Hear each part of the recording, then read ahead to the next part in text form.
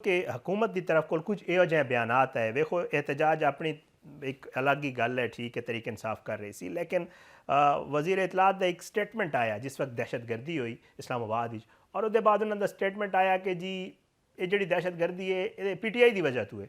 की समझते हो एक गैर संजीदा बयान नहीं वजीर इतलात की तरफ को?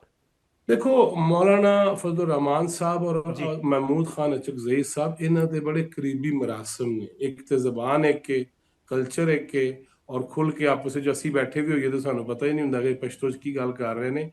लिहाजा वो भी कुर्बत है ने, इन्हों की दोस्ती बड़ी पुरानी है, ठीक। वो दोस्ती तो रहेगी।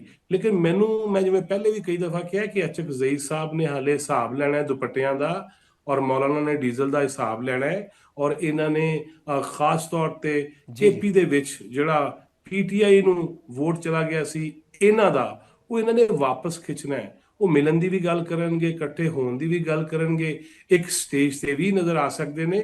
ਲੇਕਿਨ ਮੌਲਾਨਾ ਔਰ सही। ਅਚਕਜ਼ਈ ਸਾਹਿਬ ਆਪਣਾ ਆਪਣਾ ਵੋਟ ਬੈਂਕ ਵਾਪਸ ਲੈਣਾ ਚਾਹੁੰਦੇ ਨੇ ਇਹਨਾਂ ਦੇ ਵਿੱਚ ਵੜ ਕੇ। ਔਰ ਉਹਨਾਂ ਨੇ ਦੱਸ ਦਿੱਤਾ ਹੈ ਕਿ ਪੀਟੀਆਈ ਇਸ ਕਾਬਿਲ ਨਹੀਂ ਹੈ ਕਿ ਉਹਨਾਂ ਦੇ जी ਇੰਨੇ ਜ਼ਿਆਦਾ ਐਮਐਨਏਜ਼ ਹੋਣ, ਸੈਨੇਟਰ ਹੋਣ। ਲੇਕਿਨ ਅਪੋਜੀਸ਼ਨ ਲੀਡਰ ਕੌਮੀ ਅਸੈਂਬਲੀ 'ਚ ਇੱਕ ਸੀਟ ਵਾਲਾ ਸਾਡੇ ਮਹਿਮੂਦ ਖਾਨ ਅਚਕਜ਼ਈ ਸਾਹਿਬ ਦੁਪੱਟੇ ਵਾਲੇ, ਉਹ ਅਪੋਜੀਸ਼ਨ ठीक। ਲੀਡਰ ਹੋ ਗਏ। ਔਰ ਫਿਰ ਜਿਹੜੇ ਇੱਕੋ ਹੀ ਅੱਖ ਨਾਲ ਵੇਖਦੇ ਨੇ ਸਾਰਿਆਂ ਨੂੰ, ਅਲਾਮਾ ਰਾਜਾ ਨਾਸਰ ਅब्बास ਸਾਹਿਬ, ਇੱਕੋ ਹੀ ਸੀਟ ਉਹਨਾਂ ਦੀ। ਲਿਹਾਜ਼ਾ ਉਹਨਾਂ ਨੂੰ ਸੈਨੇਟ 'ਚ ਅਪੋਜੀਸ਼ਨ ਲੀਡਰ ਨਾਮਜ਼ਦ ਕਰਤਾ।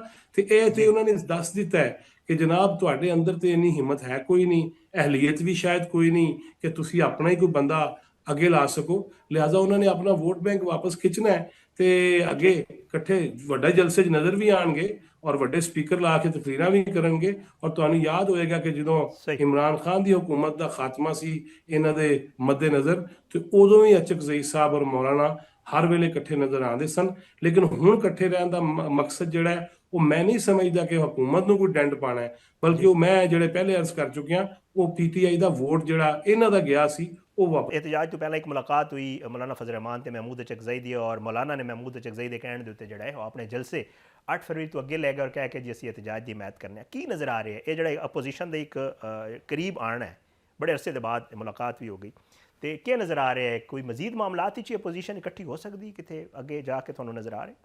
देखो शायद भाई गल सीधी जी है कि मैं जो जी देखना वा ऑपरेशन ज़रबे अज़्म ਨੂੰ, मैं जो देखना वा उस वेले ਦੇ ਵਜ਼ੀਰ ਆਜ਼ਮ ਨਵਾਜ਼ ਸ਼ਰੀਫ ਨੇ ਜਿਹੜੀ 2013 ਦੇ ਇਲੈਕਸ਼ਨ ਤੋਂ ਬਾਅਦ ਪਹਿਲੀ ਮੀਡੀਆ, ਤੁਸੀਂ ਕਹਿ ਲਓ ਐਂਕਰ ਪਰਸਨ ਸਨ, ਐਡੀਟਰ ਸਨ, ठीक। ਅਸੀਂ ਉੱਥੇ ਬੈਠੇ ਸਾਂ ਪ੍ਰਾਈਮ ਮਿਨਿਸਟਰ ਸੈਕਟਰੀਏਟ।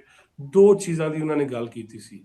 ਇੱਕ ਕਿਹਾ ਸੀ ਕਿ ਬਿਜਲੀ ਦਾ ਜਿਹੜਾ ਤਵਾਨਾਈ ਦਾ ਬਹਿਰਾਨ ਹੈ ਉਹਦਾ ਖਾਤਮਾ, ਔਰ ਦੂਸਰਾ ਦਹਿਸ਼ਤਗਰਦੀ ਦਾ ਖਾਤਮਾ।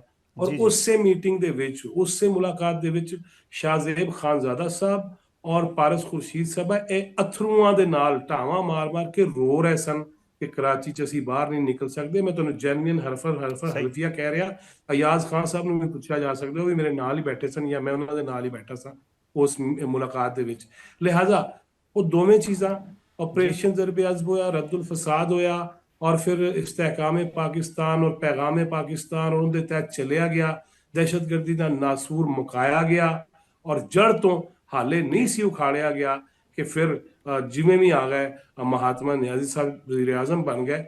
और उस तो बाद उस वेले दे वजीर आजम के अल्फाज तुसी देखो ना कि जेड़े कह रहे होन जी कि जंगजू ने, फाइटर्स ने, इन्हों वसाना है, इन्हों दोबारा तो आबाद करना है।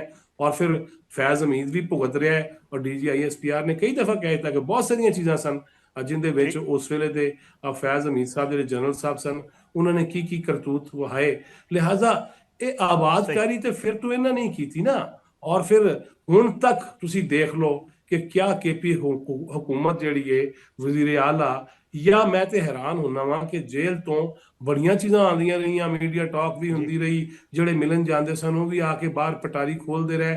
ਲੇਕਿਨ ਨਾ ਤੇ ਅੱਜ ਤੱਕ PTI ਦੇ ਬਾਨੀ ਨੇ ਦਹਿਸ਼ਤਗਰਦਾਂ ਦੀ ਮੁਜ਼ੰਮਤ ਕੀਤੀ ਹੈ, ਨਾ ਉਹਨਾਂ ठीक। ਨੇ ਫੌਜੀ ਜਵਾਨਾਂ ਦੀ ਸ਼ਹਾਦਤ ਤੇ ਦੋ ਚਲੋ ਵਿਖਾਵੇ ਵਾਸਤੇ ਸਹੀ ਦੋ ਕੁ ਅਥਰੂ ਕੱਢ ਲੈ ਹੁੰਦੇ, ਆਪ ਦੀਦਾ ਹੋ ਜਾਂਦੇ, ਉਹ ਵੀ ਨਹੀਂ ਕੀਤਾ।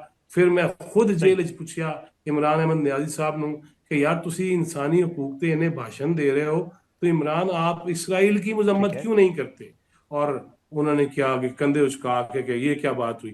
लिहाजा मैं जो हुण भी देखना वा कि जो KP की हुकूमत ਵਜ਼ੀਰ ਆਲਾ ਹੁੰਦਾ, ਫਿਰ ਬਾਨੀ ਜੀ ਪੀਟੀਆਈ, ਅਗਰ ਉਹ ਦਹਿਸ਼ਤਗਰਦੀ ਦੀ ਮੁਜ਼ੰਮਤ ਨਹੀਂ ਕਰਦੇ, ਅਗਰ ਉਹ ਫਿਤਨਤੁਲ ਖਵਾਰਿਜ ਦੀ ਮੁਜ਼ੰਮਤ ਨਹੀਂ ਕਰਦੇ, ਅਗਰ ਉਹ ਫਿਤਨਤੁਲ ਹਿੰਦੁਸਤਾਨ ਦੀ ਮੁਜ਼ੰਮਤ ਨਹੀਂ ਕਰਦੇ, ਬਲਕਿ ਮੈਨੂੰ ਸਹੀ ਅਫਸੋਸ ਹੋਇਆ ਜਦੋਂ ਅਲੀਮਾ ਖਾਨਮ ਸਾਹਿਬਾ ਇੰਡੀਅਨ ਚੈਨਲ ਤੇ ਬਹਿ ਕੇ ਇਹ ਤੇ ਕਹਿ ਰਹੀਆਂ ਸਨ ਕਿ ਜਿਹੜਾ ਮੇਰਾ ਭਰਾ ਹੈ ਉਹ ਲਿਬਰਲ ਹੈ, ਔਰ ਜਿਹੜਾ ਆਰਮੀ ਚੀਫ ਹੈ ਫੀਲਡ ਮਾਰਸ਼ਲ ਹੈ ਪਾਕਿਸਤਾਨ ਦਾ, ਉਹ ਰੈਡੀਕਲ ਖਿਆਲਾਤ ਰੱਖਦਾ ਹੈ, ਔਰ ਚूंकि ਉਹ ਹਾਫਿਜ਼ ਕੁਰਾਨ ਹੈ, ਉਹਦੇ ਕਲਬ ਦੇ ਵਿੱਚ, ਉਹ ਦਿਲ ਦੇ ਵਿੱਚ ਉਹਦੇ ਕੁਰਾਨ ਪਾਕ ਹੈ।